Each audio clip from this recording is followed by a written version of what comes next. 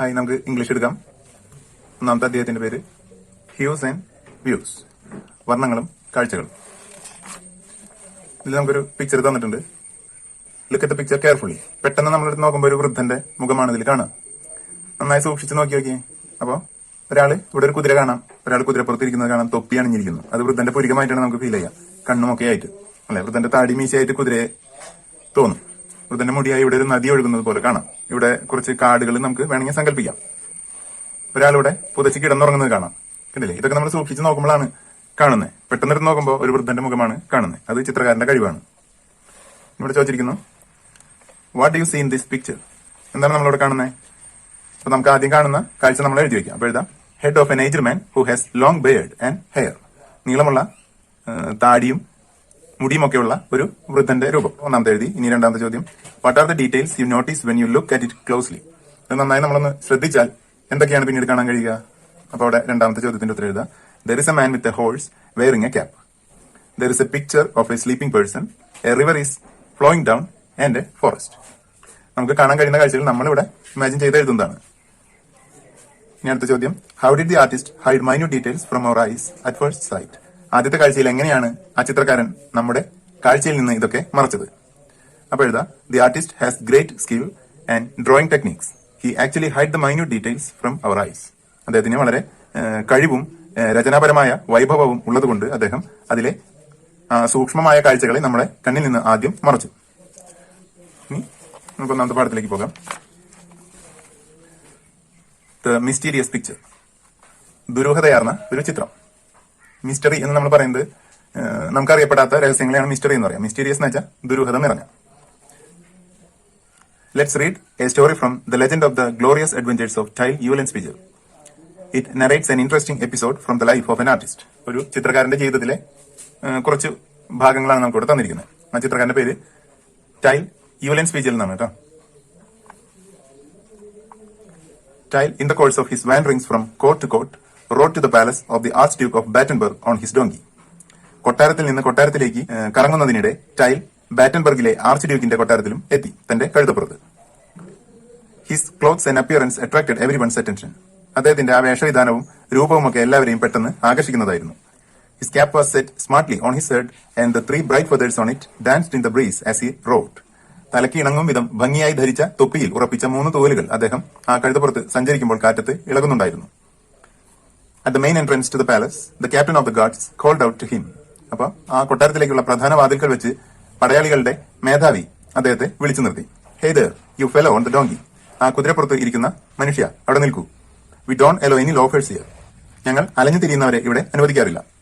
U and your donkey already look like skeletons. നിങ്ങൾ രണ്ടുപേരും, താനും തന്റെ ആ കഴുതയും അസ്ഥികൂടങ്ങൾ പോലെ തോന്നിക്കുന്നുണ്ടല്ലോ എന്ന് പറഞ്ഞു. അപ്പോൾ ഇവിടെ ലോഫേഴ്സ് എന്ന് വെച്ച് കഴിഞ്ഞാൽ ചുമ്മാ സമയം ചെലവഴിക്കുന്നവൻ എന്നാണ് അർത്ഥം. ഇവിടെ നമുക്ക് പറയുമ്പോൾ അത് അലഞ്ഞു തിരിയുന്നവൻ എന്ന് പറയേണ്ടി വരും. വാൻഡറർ എന്നുള്ള അർത്ഥത്തിൽ പറയേണ്ടി വരും. The captain of the guards was a tall well built red haired man of about 25. 25 വയസ്സ് തോന്നിക്കുന്ന ചെമ്പൻ തലമുടിയുള്ള ഉറച്ച ശരീരമുള്ള ആളാണ് ക്യാപ്റ്റൻ ഓഫ് ദ ഗാർഡ്സ് എന്ന് വെച്ചാൽ ഗാർഡുകളുടെ മേധാവി, captain. He was handsomely dressed in his gold braided uniform. സ്വർണ്ണ നാരുകൾ പാകിയ യൂണിഫോം അദ്ദേഹം മനോഹരമായി ധരിച്ചിട്ടുണ്ടായിരുന്നു. Tile looked at him coolly and then dismounted from his donkey. അദ്ദേഹത്തെ ശാന്തമായി ഒന്ന് നോക്കിയതിനു ശേഷം ടൈൽ അദ്ദേഹത്തിന്റെ കഴുതപ്പുറത്തു നിന്നും ഇറങ്ങി. He bowed low and said, "May God bless you, sir, Captain." അദ്ദേഹം ക്യാപ്റ്റനെ വണങ്ങിക്കൊണ്ട് പറഞ്ഞു, ദൈവം താങ്കളെ അനുഗ്രഹിക്കട്ടെ. If I look like a skeleton, it is not my fault. എന്നെ കണ്ട് ഒരു അസ്ഥിപഞ്ജരം പോലെ തോന്നിക്കുന്നുവെങ്കിൽ അതെന്റെ കുറ്റമല്ല. I am very hungry. എനിക്ക് വിശന്നിട്ട് വയ്യ. I have come here because I am forced to. എനിക്ക് വേറെ നിവൃത്തിയില്ലാത്തത് കൊണ്ടാണ് ഞാനിവിടെ എത്തിപ്പെട്ടത്. If you will be so good as to give me a piece of the gold cord that you wear on your coat. താങ്കൾ താങ്കളുടെ ആ യൂണിഫോമിൽ കോട്ടിൽ ധരിച്ചിരിക്കുന്ന സ്വർണ്ണ നാരുകളിൽ നിന്ന് ഒരു കഷ്ണം എനിക്ക് തന്നാൽ, I will go and hang myself by the teeth on that large leg of mutton that I see hanging in that butcher's shop. അവിടെ ഇറച്ചിക്കടയിൽ തൂങ്ങിക്കിടക്കുന്ന ആടിന്റെ കാലിൽ ഞാൻ ചെന്ന് കടിച്ചു തൂങ്ങുമായിരുന്നു. അതായത് അത്ര വിശപ്പുണ്ടെന്ന് കാണിക്കാനാണ് അവിടെ പറഞ്ഞിരിക്കുന്നത്. The captain was playing a game of chess with another officer. അപ്പൊ ഈ ക്യാപ്റ്റൻ വേറൊരു ഉദ്യോഗസ്ഥനുമായി അവിടെ ചെസ് കളിക്കുകയായിരുന്നു. ഈ ചില്ല അങ്ങോട്ട് വന്നപ്പോ he looked curiously at Tile. അപ്പൊ ആ ഉദ്യോഗസ്ഥൻ ടൈലിനെ കൗതുകപൂർവ്വം നോക്കി. എന്നിട്ട് ചോദിച്ചു, where do you come from? നിങ്ങളിപ്പോ എവിടെ നിന്ന് വരുന്നു? From Flanders, replied Tyl. അപ്പൊ ടൈൽ പറഞ്ഞു ഫ്ലാൻഡേഴ്സിൽ നിന്നാണ്. അപ്പൊ ഫ്ലാൻഡേഴ്സ് എന്ന് വെച്ചാൽ യൂറോപ്പിലൊരു പ്രശസ്തമായ സ്ഥലമാണ് കേട്ടോ, ചിത്രകാരന്മാർക്ക് പേര് കേട്ട സ്ഥലമാണ്. What you want? I should like to show His Highness the Archduke one of my paintings. I am a painter. ഞാനൊരു ചിത്രകാരനാണ്. എന്റെ ഒരു ചിത്രം ഇവിടുത്തെ പ്രഭുവിനെ കാണിക്കാൻ വന്നതാണ് എന്ന് പറഞ്ഞു. ആർച്ച് ഡ്യൂക്ക് എന്ന് പറയുന്നത് അവിടുത്തെ പ്രഭുവിനെ ഡ്യൂക്ക് എന്നാണ് പറയുന്നത് കേട്ടോ. Well, if you are a painter and if you come from Flanders, you may come in, said the captain somewhat impressed. താങ്കൾ ഒരു ചിത്രകാരനാണ്, അതും ഫ്ലാൻഡേഴ്സിൽ നിന്നാണ് താങ്കൾ വരുന്നതും എങ്കിൽ താങ്കൾക്ക് ധൈര്യമായി അകത്തേക്ക് വരാമെന്ന് ക്യാപ്റ്റൻ എന്തോ സംതൃപ്തനായതുപോലെ പറഞ്ഞു. The captain knew that Flemish painters and their pictures were in great demand all over Europe. യൂറോപ്പിൽ ആകമാനം വളരെ പ്രശസ്തമാണ് ഫ്ലാൻഡേഴ്സിലെ ചിത്രകാരന്മാർ എന്ന് ക്യാപ്റ്റൻ അറിയാമായിരുന്നു. Tyl was presented to the archduke. അങ്ങനെ ടൈലിനെ ആർച്ച് ഡ്യൂക്കിന്റെ മുൻപാകെ കൊണ്ടുപോയി. He saluted the archduke 3 times and stood before him with his head bowed. പ്രഭുവിനെ, അതായത് ആർച്ച് ഡ്യൂക്കിനെ 3 പ്രാവശ്യം വണങ്ങിയതിനു ശേഷം അദ്ദേഹം തല താഴ്ത്തി ഒരറ്റത്ത് മാറി നിന്നു.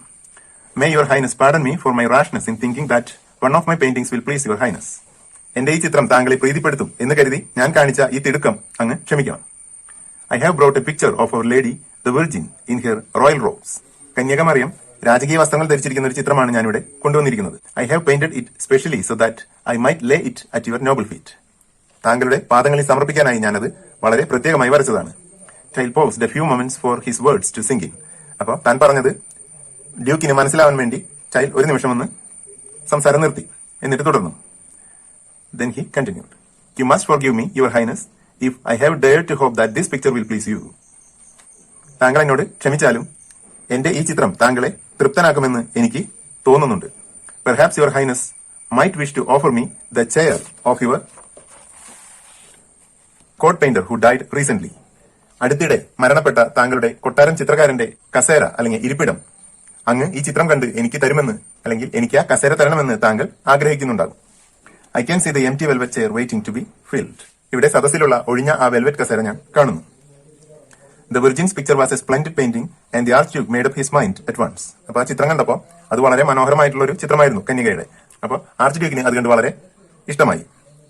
He embraced and kissed him on both cheeks. അദ്ദേഹം ടൈലിനെ കെട്ടിപ്പിടിച്ച് 2 കവിളിലും ഉമ്മ വെച്ചു. He said, I shall be delighted to make you my court painter. താങ്കളെ എന്റെ കൊട്ടാരം ചിത്രകാരനാക്കാൻ എനിക്ക് അതിയായ സന്തോഷമുണ്ട്. He directed him to the chair and made him sit on it. അദ്ദേഹം ടൈലിനെ ആ കൊട്ടാരം ചിത്രകാരന്റെ കസേരയിൽ കൊണ്ട് ഇരുത്തി. Well, my dear fellow, he said, you do have a tongue in your head and you certainly seem to know how to use it. താങ്കൾക്ക് അതിമനോഹരമായി സംസാരിക്കാൻ കഴിയുന്ന ഒരു നാവുണ്ട്. ആ നാവിനെ എങ്ങനെ നിയന്ത്രിക്കണം എന്നും താങ്കൾക്കറിയാം. You are a very talkative fellow, aren't you? വളരെ സംസാരപ്രിയനായ ഒരാളാണ് താങ്കൾ, അല്ലേ എന്ന് ചോദിച്ചു. വെൽ, മൈ ഡിയർ ഫെലോ എന്ന് വെച്ചാൽ സുഹൃത്തെ എന്നുള്ള അർത്ഥമാണ് അവിടെ ഉദ്ദേശിക്കുന്നത്. Your Highness, may it please you to remember me and my donkey, Jeff, for just 1 more minute. Till replied. പ്രഭു, അങ്ങ് എന്നെയും എന്റെ കഴുത ജെഫിനെയും ഒരു നിമിഷം ഓർമ്മിക്കുമെങ്കിൽ. My donkey has been feeding himself fairly well all along the way on the thorns in the hedges and the grass on the roadside. വരുന്ന വഴിക്ക് എന്റെ കഴുത അവിടെയുള്ള കുറ്റിക്കാടുകളിൽ നിന്ന് മുൾച്ചെടികളും വഴിയരികിൽ നിന്ന് പുല്ലുകളും തിന്ന് വയറ് നിറച്ചിരിക്കുകയാണ്. But I have had nothing to eat for the past 3 days. പക്ഷേ എനിക്ക് 3 ദിവസമായി ഒന്നും കഴിക്കാൻ പറ്റിയിട്ടില്ല. My stomach has been complaining very loudly. എന്റെ വയറ് വളരെ ഉറക്കെ പ്രതിഷേധിക്കുന്നുണ്ട്. Perhaps your highness can even hear it now. ചിലപ്പോൾ അങ്ങേക്കും ഇത് കേൾക്കാൻ കഴിയും. I have been feeding myself with dreams of good food and drink at your royal table. താങ്കളുടെ രാജകീയ തീന്മേശമേൽ വിഭവസമൃദ്ധമായ ഭക്ഷണങ്ങളും പാനീയങ്ങളും കഴിക്കുന്നത് ഞാൻ സ്വപ്നം കാണുകയാണ്. The Archduke smiled and said. Archduke പുഞ്ചിരിച്ചുകൊണ്ട് പറഞ്ഞു, Well, my dear fellow, സുഹൃത്തെ, you will certainly have something more solid than dreams to feed on. സ്വപ്നത്തിനേക്കാൾ കാര്യമായ ഒരു വിരുന്ന് ഉറപ്പായും താങ്കൾക്ക് ലഭിക്കും. But where is your donkey? പക്ഷെ താങ്കളുടെ കഴുത എവിടെ പോയി? I left him outside, opposite the palace. ഞാൻ അവനെ കൊട്ടാരത്തിന് എതിർവശത്തായി നിർത്തിയിരിക്കുകയാണ്. I shall be most grateful if Jeff is looked after. ആ കഴുതയെ കൂടി അങ്ങ് സംരക്ഷിക്കുകയാണെങ്കിൽ ഞാൻ കൂടുതൽ കൃതാർത്ഥനാവും. He needs a little fodder and lodging at night, said Tile. അവന് ഒരല്പം ഭക്ഷണവും രാത്രി കിടക്കാനുള്ള ഒരു സൗകര്യവും കൊടുത്താൽ മതി. The Archduke immediately ordered the donkey to be taken care of and he added, Treat it like one of my own animals. ആ കഴുതയെ സംരക്ഷിക്കാനായി ഡ്യൂക്ക് ഉടൻ തന്നെ ആജ്ഞാപിച്ചു. അതിനെ എന്റെ സ്വന്തം മൃഗങ്ങളിൽ ഒന്നിനെ പോലെ സംരക്ഷിക്കുക. Before long, supper was served and it was like a wedding feast. വൈകാതെ ഒരു വിവാഹ സൽക്കാരം എന്ന പോലെ അവിടെ വിഭവങ്ങൾ നിരന്നു. The tables were loaded with every kind of food and drink. എല്ലാ തരത്തിലുള്ള ഭക്ഷണ പാനീയങ്ങളെ കൊണ്ട് ആ മേശ നിറഞ്ഞു. Wine flowed like water. വെള്ളം പോലെ വീഞ്ഞ് ഒഴുകി. അപ്പൊ അവിടെ ഒഴിച്ചു എന്നല്ല അതിന്റെ അർത്ഥം, ഇഷ്ടം പോലെ കുടിക്കാമെന്നാണ്, പരിധിയില്ലാതെ കുടിക്കാമെന്നാണ് അതിന്റെ അർത്ഥം. The courtiers stuffed themselves with the choicest dishes. സദസ്യരെല്ലാം തങ്ങൾക്ക് ഇഷ്ടപ്പെട്ട വിഭവങ്ങൾ മതിയാവോളം കഴിച്ചു. The archduke made Tyl eat and drink until his stomach was about to burst. ചില്ലിനെ വയറ് നിറയുന്നവരെ ആർച്ച് ഡ്യൂക്ക് ഭക്ഷണം കഴിപ്പിച്ചു. The archduke too ate heartily. അദ്ദേഹവും മനസ്സ് നിറയെ കഴിച്ചു. His face was flushed with drink. വീഞ്ഞു കുടിച്ച് അദ്ദേഹത്തിന്റെ മുഖം ചുവന്നു തുടുത്തു. But he seemed lost in thought. പക്ഷേ അദ്ദേഹം എന്തോ ചിന്തയിൽ മുഴുകിയതുപോലെ തോന്നി. He suddenly looked up and said loudly. അദ്ദേഹം പെട്ടെന്ന് മുഖമുയർത്തി ഉറക്കെ പറഞ്ഞു, our court painter must paint our portrait so that we will have a satisfaction of leaving our memory to our descendants.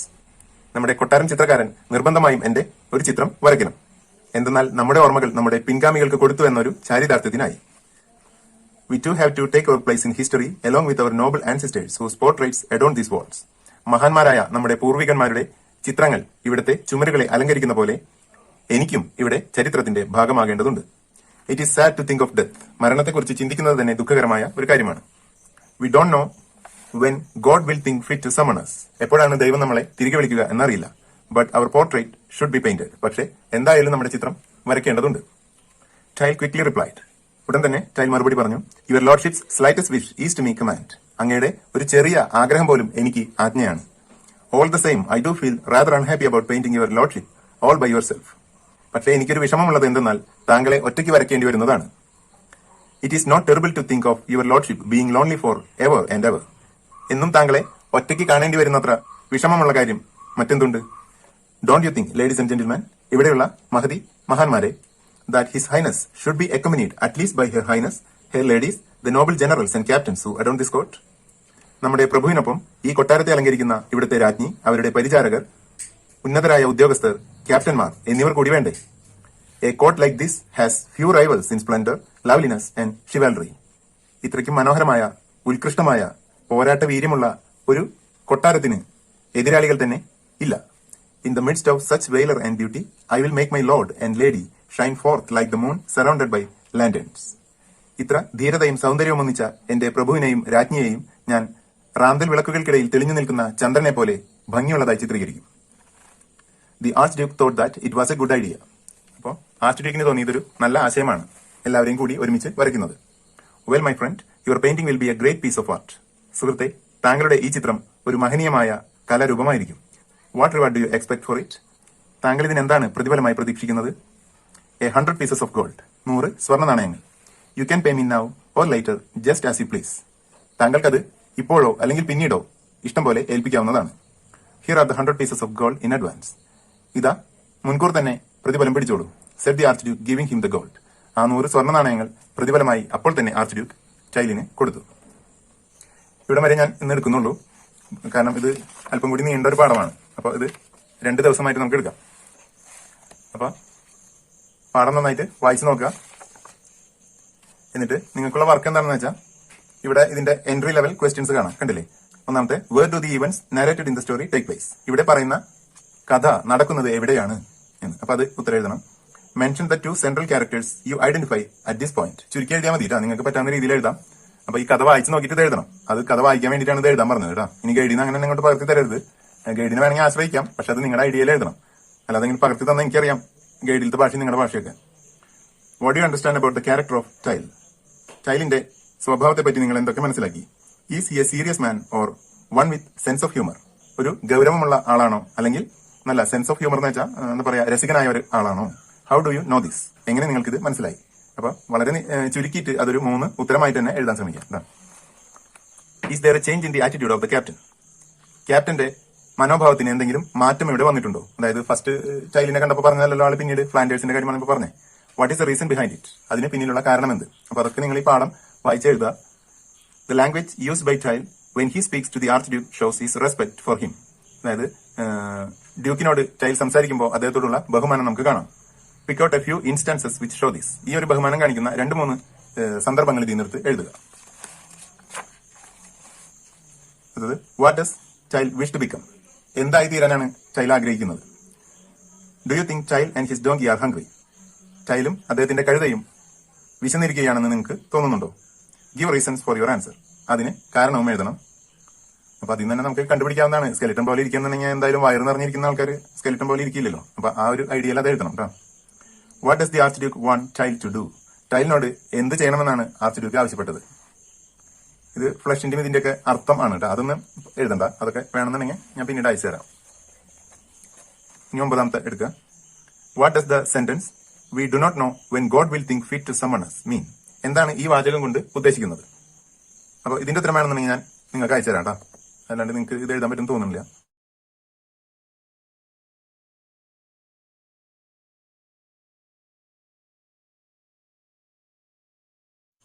അടുത്ത് why does Tyl feel unhappy? എന്തുകൊണ്ടാണ് ടൈലിന് ആ ഒരു സന്തോഷമില്ലായ്മ തോന്നിയത്? അത് ഏകദേശം ഈ ഭാഗത്തായിട്ടുണ്ട്.